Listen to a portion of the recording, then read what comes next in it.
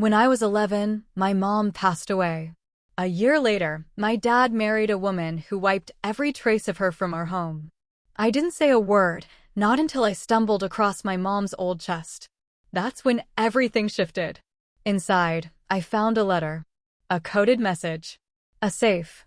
And hidden in there was the truth, something that turned my entire world upside down. This isn't just the story of a girl who lost her mother. It's the story of how she grew up, found her voice, and came back for what was rightfully hers, and for everything that had been taken. I was 11 and my world stopped. My mother, Dr. Helen Sloan, died. She was the center of my universe.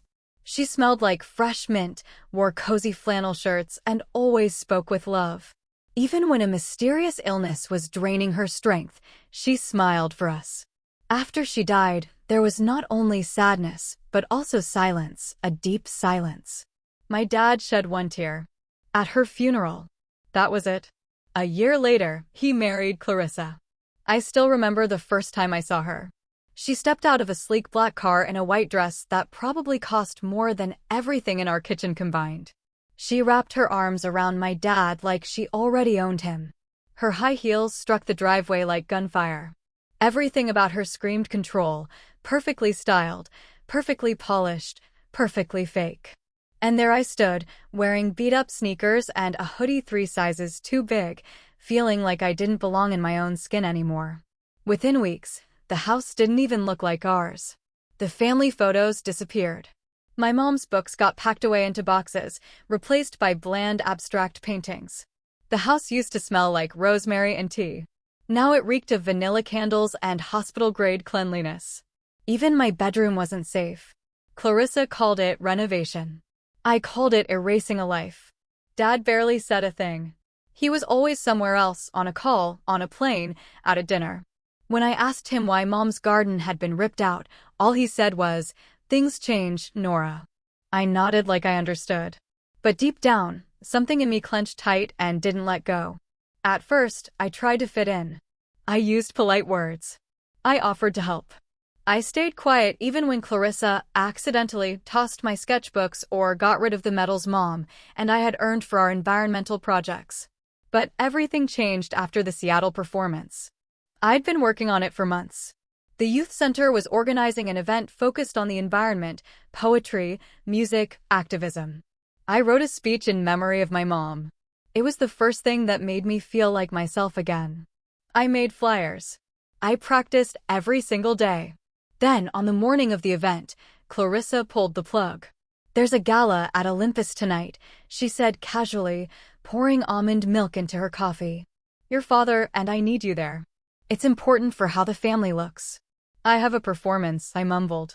She didn't even flinch. "This matters more." I looked over at my dad.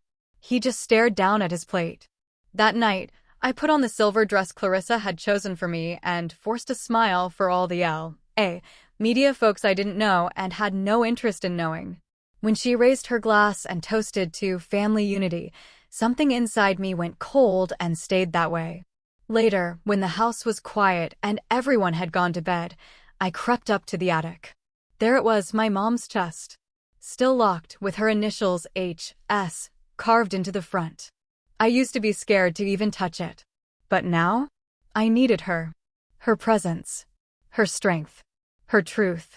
It took me about 20 minutes to crack the lock.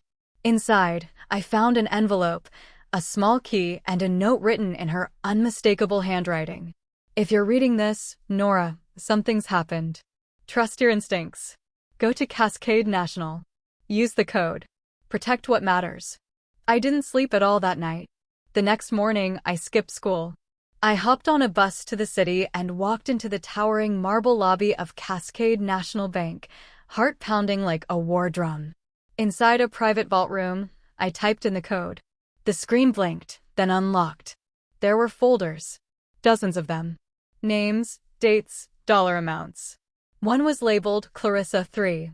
419 Miami. Another, R.G. Fund withdrawal. Then I saw it, toxicology, H.S. My mom had known. She'd started digging.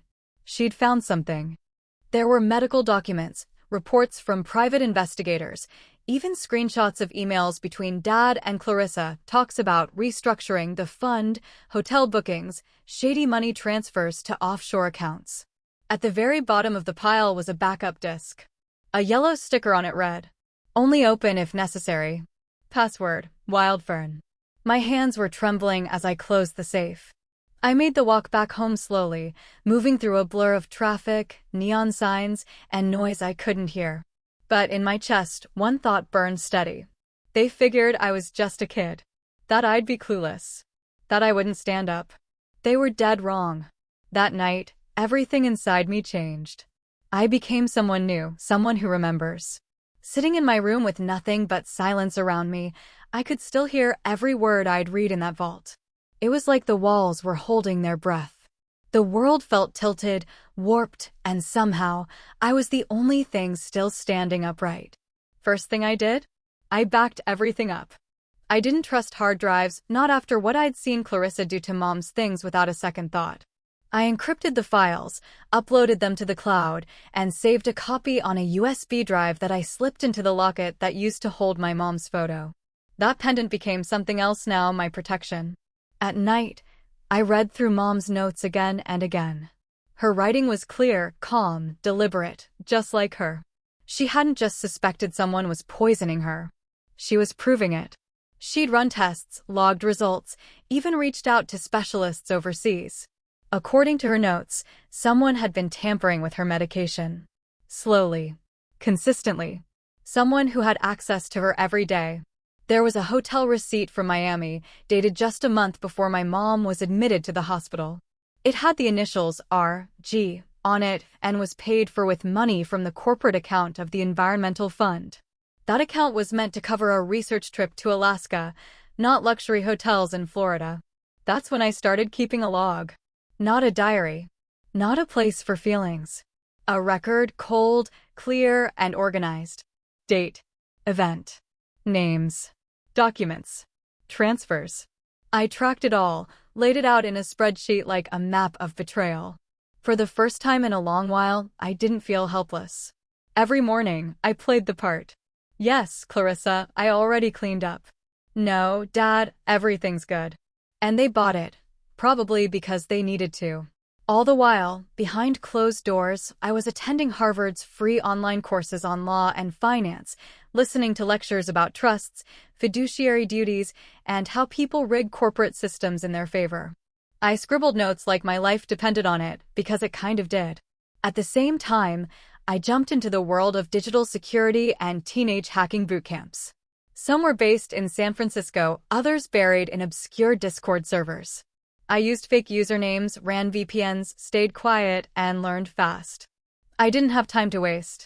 One afternoon, while Clarissa was off filming another one of her TV interviews, I got a letter in the mail. The postmark said New York. Inside was a simple business card. Elise Hartley, attorney at law, specializing in trusts and digital inheritance. On the back, someone had written, "Helen said you'd reach out when you were ready." That's when it hit me. Mom had known. She believed I'd grow into the kind of person who could finish what she started. I emailed Elise the same day. My message was short, direct, stripped of any emotion. Her reply came within the hour. "I've been expecting you. There's work to be done. And you're not alone." That was the first moment I felt a spark of real hope.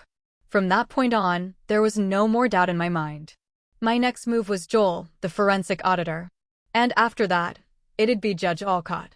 But before I could take it that far, I had to prove to myself that I wasn't just some kid digging around in old files. I had to become the one who knew what to do with them. And I was ready. I'd become invisible. Not just to Clarissa. Not just to my dad. But to everyone else too, the people who only saw me as the daughter of some high-powered businessman or the stepdaughter of a B-list celebrity.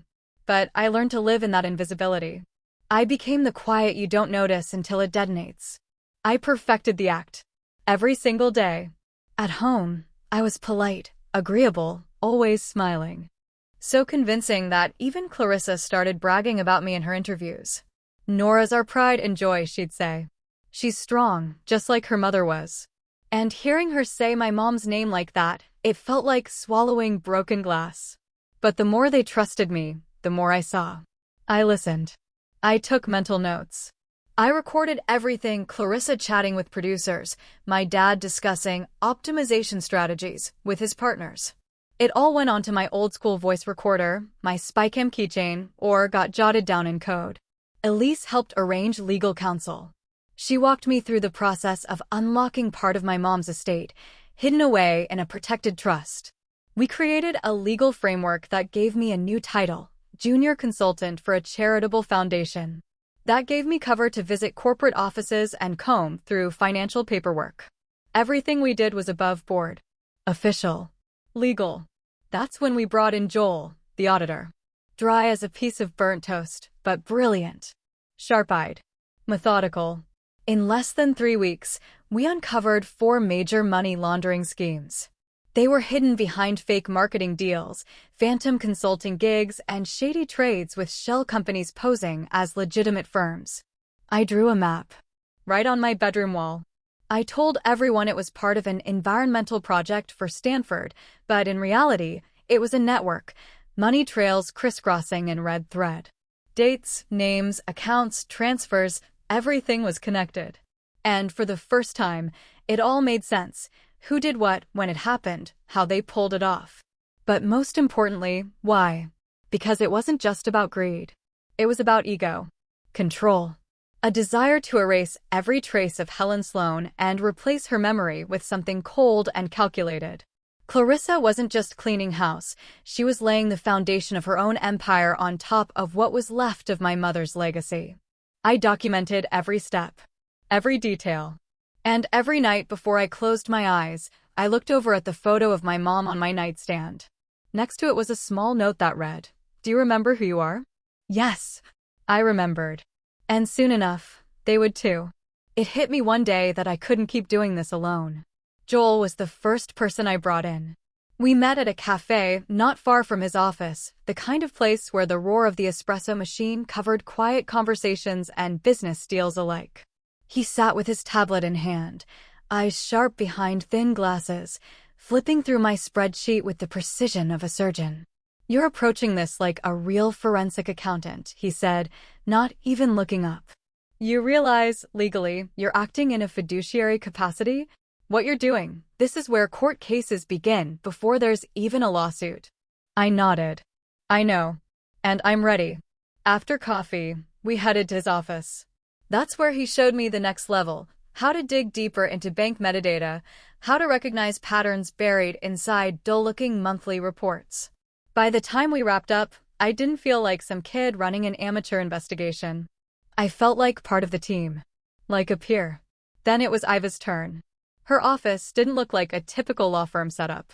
It reminded me more of a writer's den, walls lined with books, framed photos from different countries, and a teapot steeping fresh jasmine. But don't let that fool you. Her eyes missed nothing. Sharp as any prosecutor I'd ever seen on TV. When I laid all the documents in front of her, she said nothing at first. Just sat there, studying everything in silence. "Helen trained you for this, didn't she?" she finally asked. I gave a small nod. She locked eyes with me, her voice low but firm. "Then let's get started." From there, she built out our plan. We'd formalize my legal authority, file paperwork to secure my position within the fund, submit formal requests to the SEC, and we'd build a digital archive so solid it couldn't be wiped, no matter who tried. But the most important piece? She handed me a name and number: Judge Alcott. He was the final gatekeeper. Iva brought me to meet him in his chambers. He looked like someone who'd been around since the birth of the Constitution and had probably helped draft a few parts of it. He sat behind his desk, calm and quiet, with this steady gaze that made you feel like he saw everything at once. "Your mother trusted me," he said without preamble. "Now I need to know I can trust you. Show me she wasn't wrong." So I did. I laid it all out. No emotion. No tears. Just the facts, clear and steady. Not as a grieving daughter, but as someone who'd learned how to play the game.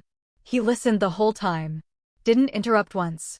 When I was done, he leaned back slightly, looked me straight in the eye, and asked, "Do you want justice? Or revenge?" I drew a breath and gave him the only answer that felt right. Both. He gave me the faintest smile. Then stay sharp. Keep your emotions in check. In court, feelings get you crushed. But logic? Logic is your blade. That night, something shifted in me. For the first time, I realized I wasn't fighting alone. I had an army now.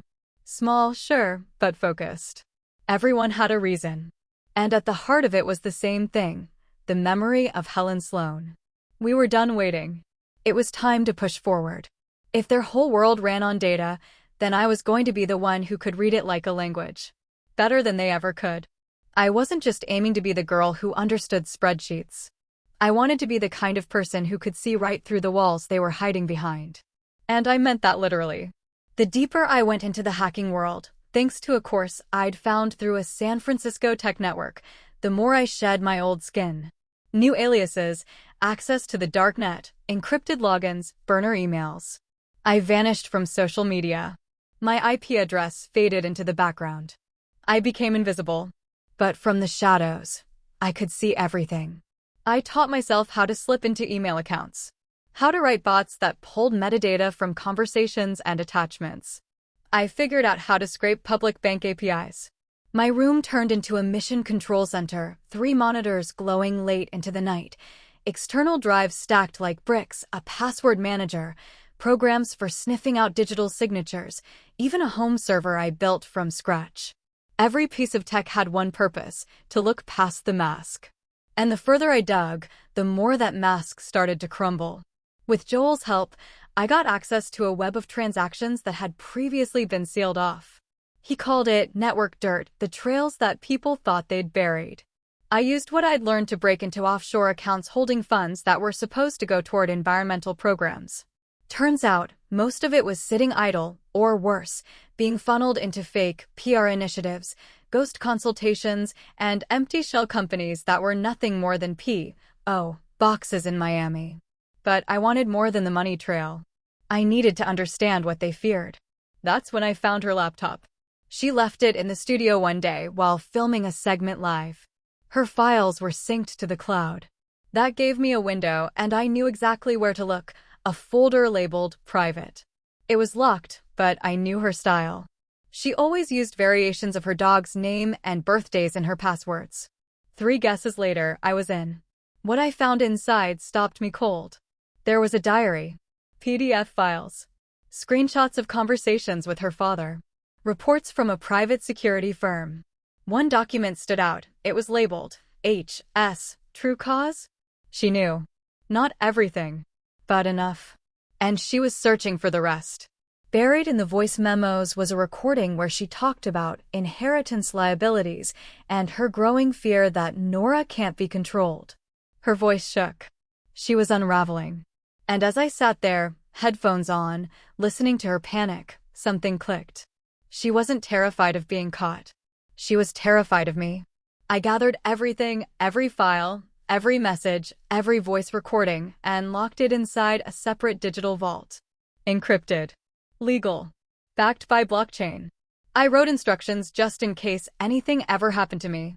If I disappeared, everything would go public. To the press. To the SEC. To the FBI. To every journalist I could name. All at once. The plan wasn't complicated. In fact, it was clean, tight, foolproof. And when I finally hit save, I didn't feel afraid. I just felt still. Clear. From that moment on, I was watching her. Every step she took, every move she made. And she knew it. Her carefully built empire was starting to fracture. I could hear it between the lines of code, in the trail of transactions she couldn't hide anymore. And I was getting close. San Francisco greeted me with the scent of eucalyptus and espresso. I stepped off the plane carrying nothing but a worn-out backpack, exactly the kind of thing Clarissa would have turned her nose up at, and a plan that would have made her blood run cold. Stanford was a whole different world. Open spaces, tree-lined paths, students who moved with purpose, but without pressure. Nobody cared whose kid you were. You could just exist. That kind of freedom? It was rare. I moved into a dorm room with a view of pine trees and a block of concrete that baked in the sun by noon. My roommate was a quiet biochem major who always had something sprouting in jars on the windowsill.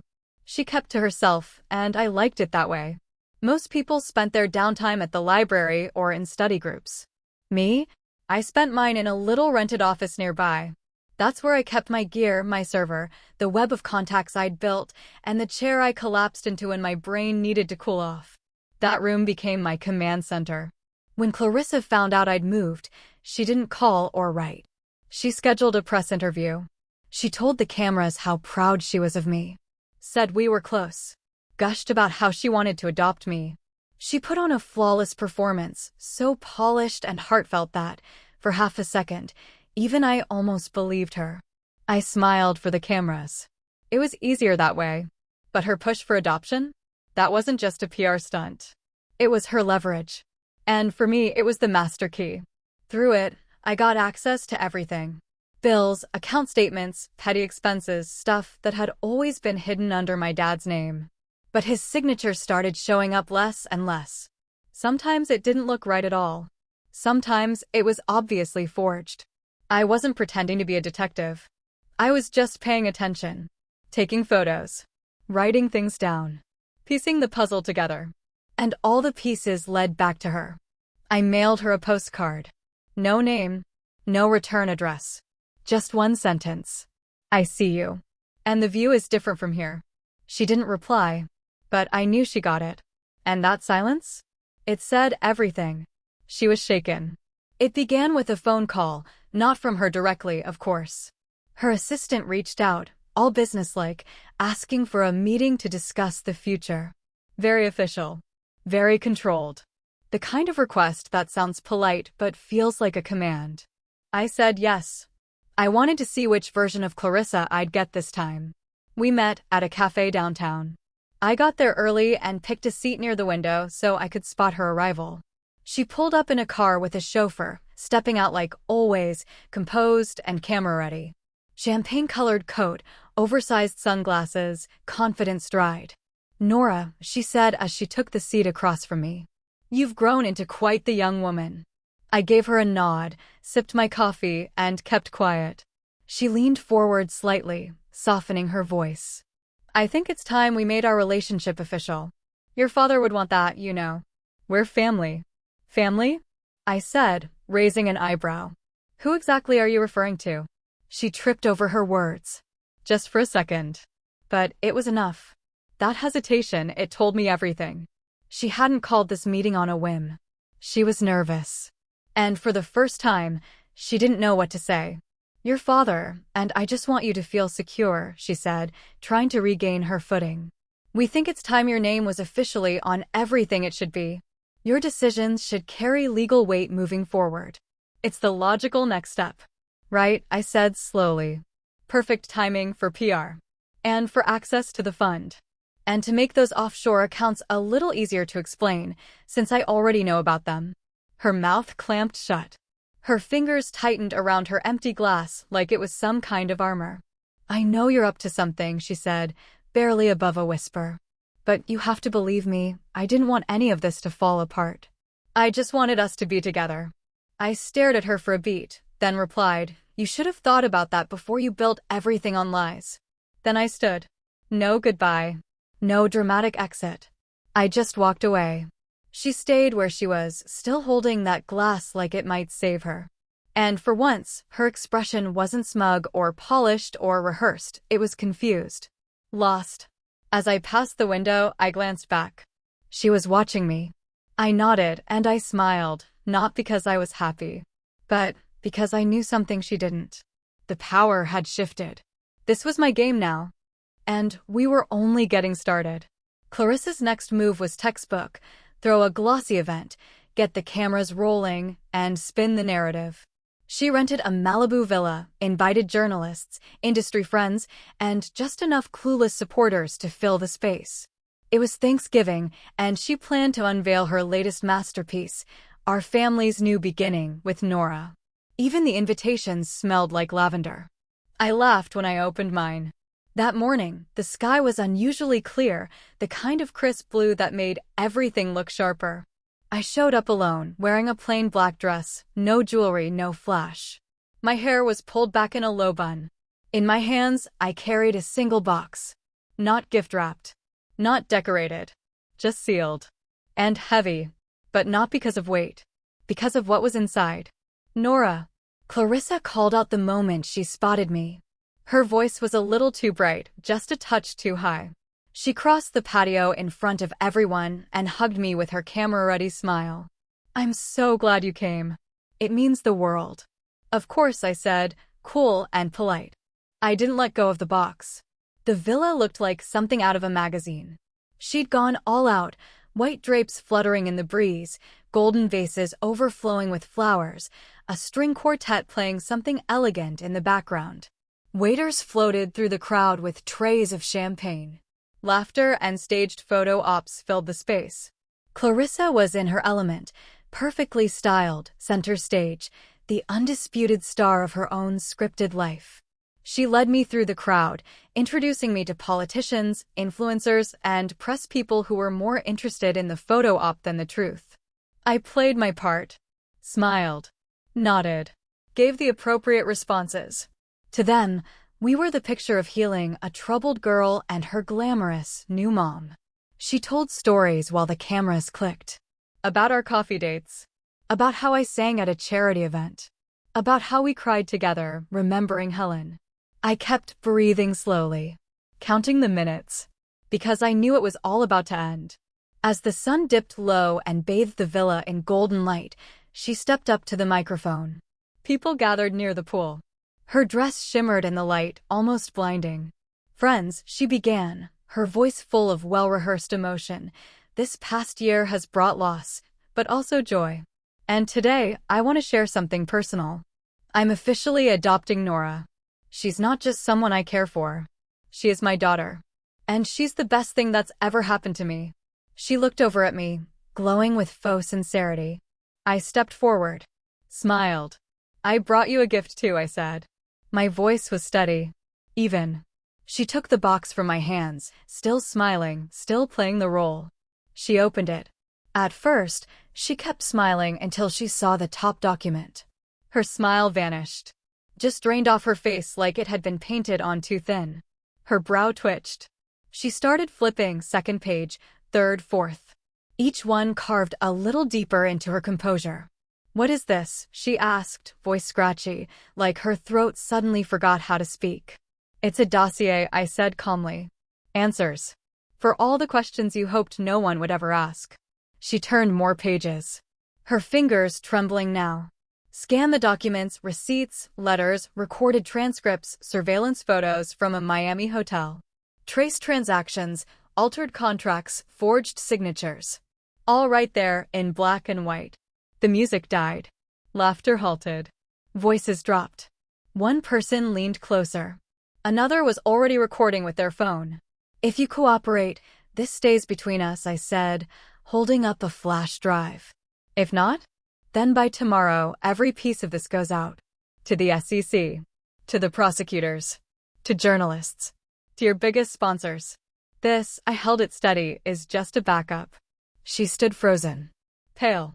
Her lips parted slightly, but nothing came out. Her eyes darted, searching the pages like they might change if she blinked hard enough. But they didn't. I turned away and walked out. Past the crowd, past the champagne flutes, through the silk curtains and into the open night. Behind me was the collapse of her myth.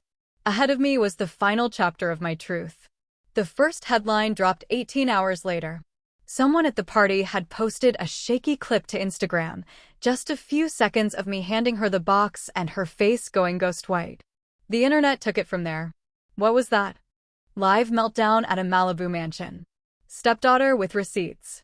I sat in my tiny office in Palo Alto, wearing an old hoodie, sipping coffee that had gone cold hours earlier. I watched the world catch fire. And I didn't say a word. No press statements. No rebuttals. Just silence. Because silence, when used right, can hit harder than anything. By morning, the news outlets were flooded. Some had the full documents, leaked by anonymous sources. Others got them straight from the automated email blast I'd prepped a week ago. Either way, it didn't matter. Clarissa's empire was unraveling in real time. My phone wouldn't stop buzzing. Iva messaged, "It's happening." Joel sent screenshots. Major sponsors issuing public statements, temporarily suspending partnerships. Even Judge Alcott called. No legal updates. Just 5 words, I'm proud of who you are. And Clarissa? Nothing. But that silence couldn't last. 2 days later, she resurfaced, teary-eyed on a morning talk show, voice shaky, makeup smudged just enough to feel real. She called it a conspiracy. Called me a troubled young woman. Claimed she had only ever tried to help. She blamed grief trauma and outside legal manipulation. I sat on the floor, my back against the wall, and laughed. Not a bitter laugh. Not angry. Just free. Because it was over. She didn't control the story anymore. They invited me onto news shows too. Asked for interviews, wanted my side of the story. I declined them all. I didn't want fame. I wanted justice. And for the first time, it was actually showing up. A week after the chaos, I got a message from my dad. Just a few words, I'm sorry. Can we talk? I didn't answer right away. I stared at the screen for a long time. Not because I was angry, but because I didn't know if I could believe him, not even a little. Eventually, I typed back. Only with a lawyer present. And not if she's there. We met at Judge Alcott's office. My dad walked in looking older, smaller somehow. He sat down across from me. His face was tired, no trace of the man who used to own every room he entered. No charm. No shield. I didn't see it, he said quietly. I didn't want to see it. But I do now. And I'll do whatever it takes to make it right. I slid the contract across the table. The agreement was simple and final. My father would step down from the foundation. He'd officially recognize my legal authority. He'd return the funds he and Clarissa had quietly siphoned off. And he'd resign, no loopholes, no conditions. He didn't even hesitate. Just signed. After a long pause, he looked up at me. Did she know? He asked, barely above a whisper. I nodded. She knew. And so did you. You just didn't want to face it. When he walked out, I stayed behind with Judge Alcott. You're officially in charge of the foundation now, he said, his voice low but steady. But this isn't just about power, Norah. It's about honoring memory. About what your mother wanted. I know, I said quietly. And I won't forget. That evening, Clarissa was arrested. They picked her up in Florida. She'd tried to make a final withdrawal from the offshore account, one last desperate move. But they brought her back to California, where she was placed under house arrest. The deal was simple: cooperate fully or lose everything. She couldn't hide anymore. And this time, her voice had no spin, no gloss. Collapse doesn't always look like an explosion. Sometimes, it's just the sound of something falling and never getting back up. And she was falling. After her arrest, everything shifted. For the first time in what felt like years, the house was quiet. No reporters at the gates. No camera crews. No PR flares or exclusive interviews. The noise just stopped. The court ordered a gag order, no public statements, no social media, no clever rebuttals from her team. She vanished from the spotlight as quickly as she had entered it. I took over as executive director of the foundation.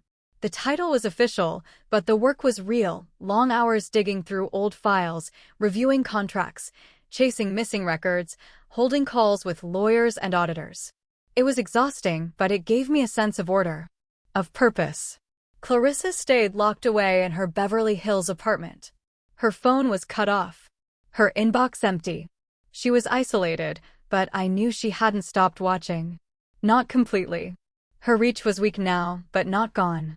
She had lawyers. Loose threads. Whispers. But her grip was broken. Edward, my father, filed for divorce. Signed everything without a fight. The prenup had a clause: infidelity and financial misconduct. Because of that, she walked away with nothing. No property. No shared accounts. No spousal support. Just a small apartment she'd bought before the marriage and a court-monitored allowance to cover basic needs. My legal team focused on tracking down the offshore money. Some banks helped. Others dragged their feet. It turned into a war of emails, letters, phone calls, and deadlines. But we made progress. Little by little, the money came back. Reclaimed. Accounted for. One afternoon, I got a letter. Handwritten. No return address. Inside, a single photo, my mom standing in the mountains, wind in her hair, mid-laugh. On the back, 6 words, written in slanted script. You won. But I'm still breathing. I didn't need a signature. I handed the letter to my lawyers. Clarissa couldn't threaten me outright, not anymore, but that didn't mean she was finished. Her words didn't scare me.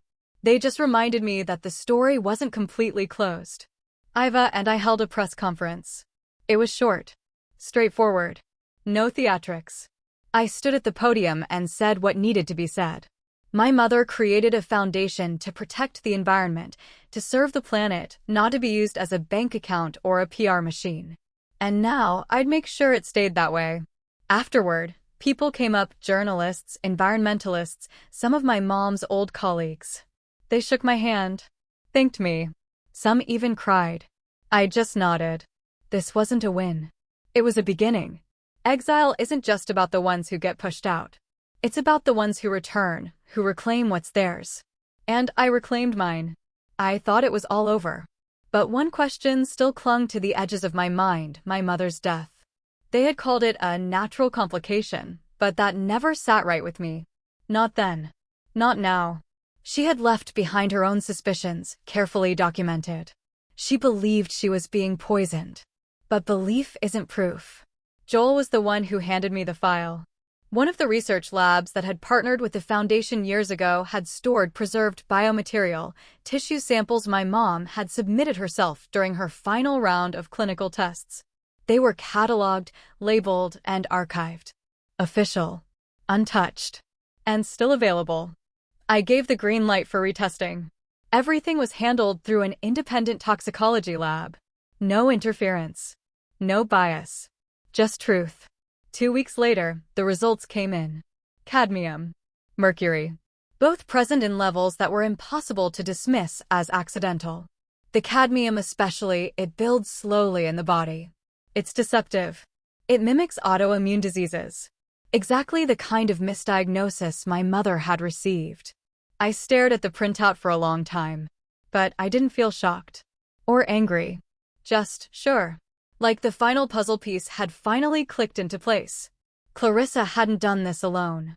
My father came to see me without warning. No lawyer. No agenda. No carefully scripted statements. He just walked into my office at the foundation and sat down across from me, looking more hollow than I'd ever seen him. Did you know I didn't do anything? He asked, voice low. And you didn't stop her either, I said. He nodded slowly. Didn't argue. Didn't make excuses. Just sat in the quiet. She told me Helen was being dramatic, he said after a while. That she was imagining things. I was tired, and she was so convincing. Helen was getting worse, and Clarissa was calm. Confident. I believed her. Because it was easier than facing what might be true. And now? I asked. Now I want the truth out. Even if it ruins me. I handed him the report. He read it. Quietly. Carefully. Then he pulled out a pen and wrote a statement by hand, a short confession. He admitted that he ignored the warning signs. That he never verified the source of the medications Clarissa brought into the house. He signed it. Dated it. Agreed that it would be submitted as evidence if the case ever went to court. I didn't know if it was enough to undo what had been done. But at least this time, it came from a place of clarity. Of choice. My mother didn't die from illness. She died because no one stopped the wrong people soon enough. Now, it wasn't just my word. It was officially confirmed. That night, I drove up into the mountains. The same place she used to go to clear her head. To breathe. I brought the toxicology report. Her favorite scarf. And a photo of her laughing, head tilted back like the sky belonged to her. I didn't cry. Instead, I stood there, looking out at the valley, and I said it aloud. I did it. It's over. And your name is clean again. The wind picked up, snatched the paper from my hand, and carried it away into the trees. I didn't try to catch it. Because I knew she already knew. After everything, I couldn't bring myself to go back to the old foundation building. That place still smelled like broken promises and closed doors, decisions made behind her back, under her name. So I let it go. We found a new space in downtown San Francisco. Bright, open, with sunlight pouring through tall windows and a view of the bay. It felt right. A new beginning. And from there, we started over. The new office was more than just walls and furniture. It was a message. A declaration. We weren't patching up the past, we were building what came next. The first people I brought in were those who had once stood beside my mother, back before Clarissa rewrote the narrative. With Iva's help, we reconnected with a few of her trusted partners. 2 environmental scientists from Seattle responded to my letter almost immediately. One had volunteered on Mom's expeditions. The other had worked with her studying how chemical waste affects soil ecosystems. I held the first team meeting in that new space. No speeches. No presentations. I just laid out the plan like a blueprint on the table. We were bringing the research program back. Real fieldwork. Real science. And this time, everything would be open: inspections, collaborations, databases. No secrecy. No shadows. I kept it simple. Straightforward. And no one left. We launched a new website, gave the brand a fresh look. Front and center was a photo of my mom, not posed, not polished. Just her standing in the woods, laptop under one arm, smiling like she belonged there. Our mornings didn't start with slogans or team-building exercises. Just check-ins on data, on deadlines, on facts. We weren't pretending to save the world. We were doing the work, quietly and honestly. I learned to delegate. Stopped micromanaging. But I always kept a finger on the pulse. I didn't want the spotlight. I just wanted to make sure the space stayed honest, one where truth wouldn't get buried again. We started getting letters. Messages of support. Gratitude. Inquiries about partnerships. But one stuck with me. Marta would be proud. Thank you for not giving up. There was no name. No return address. I kept it in a box, not as a trophy, but as a reminder of why this work mattered. Because this wasn't about me. It was still her mission. Now it was just in my hands. The peace didn't last. One day, a strange message showed up in the Foundation's inbox, sent to an unofficial address, buried in our system. There was a photo attached. It was me and my mom, taken from behind, as if through the trees. Probably from that day we went to the eco park opening. Nothing else was in the email, just a set of coordinates. I stared at it for a long time. Iva wanted to alert the authorities immediately. But I didn't think it was a threat. It felt more like an invitation. The coordinates pointed to an old warehouse near Redwood, a place my mom used to visit while working on a land restoration project. It had been abandoned for years. I went alone. No cameras. No security. Just silence. Inside, I found a box. No trap. No setup. Just one thing, a diary. Her handwriting. Pages I'd never seen before, entries from the years when she was sick. Her thoughts. Her doubts. Her suspicions. And then, near the end, a name I didn't recognize. Sloan's son. She wrote that he had helped her trace the source of the cadmium. A former chemist who had turned into a reclusive data analyst. She said, if anything happens, find him. He knows more than I ever could. I called Joel. A few days later, we tracked Sloan's son down. He was living under a different name out in Nevada. When we reached out, he agreed to meet, but only under strict conditions. Total anonymity. No records. No trace. We met in an abandoned lab. Dust in the air, silence in the walls. He looked older than expected, tired, like someone who'd spent too long hiding. But when he spoke, he was sharp. Precise. Helen had the right idea, he told us. But she didn't know the full scope. The chemicals weren't just used in test batches. They were being funneled through government procurement channels. Hospitals. Clinics. There's a chance real patients were exposed, without consent. Without knowledge. He paused. Your mother became a liability. Because she was getting too close to the truth. When I walked out of that building, I wasn't the same person. It wasn't just a family story anymore. It was bigger. Deeper. Systemic. Back in San Francisco, I called an emergency meeting. This time, I didn't talk about research or reports. I told the team what I had learned. We're not just a foundation, I said. We're an investigative initiative now. And we're not stopping. Because coming back isn't just about remembering the past. It's about doing something with it. All the way to the end. I knew it would be tough. But I didn't realize just how hard the system would push back when someone dared to dig into its darkest corners. We began with the archives, public records, old procurement logs, dusty reports buried in government databases that no one had touched in years. Joel and his team combed through it all. And slowly, patterns started to emerge. Joel suppliers. Joel drugs. Joel recurring names in bids and tenders. And most chilling of all, the same unexplained symptoms in hundreds of patients across the country. Iva took the lead on the legal side. We didn't have enough to press formal charges. Not yet. But we had enough to speak up. So we drafted a petition. A formal request to the Senate for an independent hearing. And we launched a public campaign to go with it. I sat down in my office, turned on the camera, and hit record. No editing. No background music. Just me, sitting in front of a window, telling the truth. I shared what I'd learned. I named companies. I gave numbers. I laid out the facts, one by one. I didn't speak like an activist. I spoke like a daughter, one who watched her mother die because someone treated human lives like test subjects. The video blew up overnight. 3 million views in 24 hours. The response was immediate. Doctors, researchers, environmentalists, even former patients began reaching out. Some said the symptoms I described matched their own. Others offered help. And then came the message. An anonymous email. A former technician from one of the labs. He asked to meet in person. We met at a quiet cafe, the kind of place where no one pays attention. He slid a folder across the table, copies of documents that had been wiped from public records. Batch numbers, shipping dates, hospital names, a list of clinical test participants. My mother's name was on it. I didn't cry. I just burned the details into memory. A week later, a senator from California initiated formal hearings. I was called to testify. I went alone. No lawyer. No spokesperson. Just a dark suit, a folder of documents, and the truth. Tell us why you're here, the committee chair asked. I looked at them steady. I'm here for my mother, I said.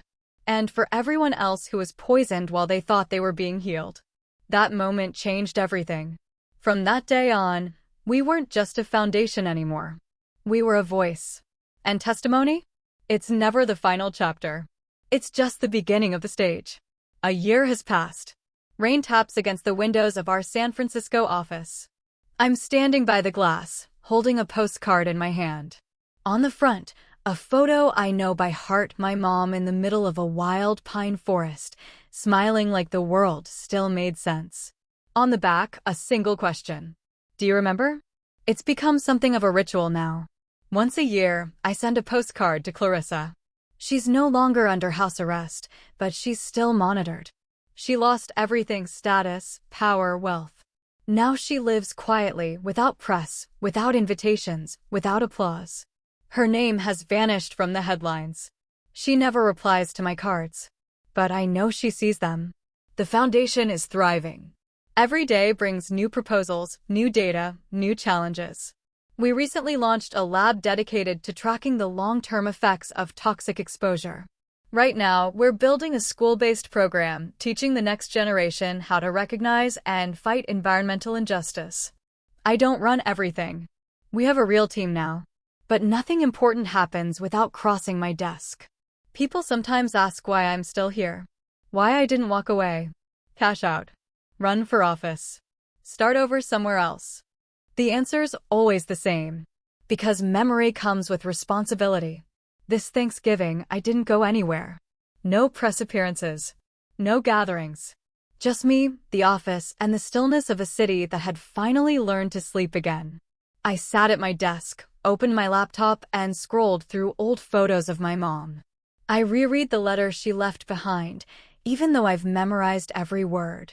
It ends the same way every time. You are not just my daughter. You are my voice when I am gone. And now I understand exactly what she meant. Because every Thanksgiving I remember. Not the anger. Not the grief. But the moment where it all started. This isn't about revenge anymore. It's about justice that lives and breathes with every decision we make. It's about a girl who once opened an old chest in the attic and refused to look away.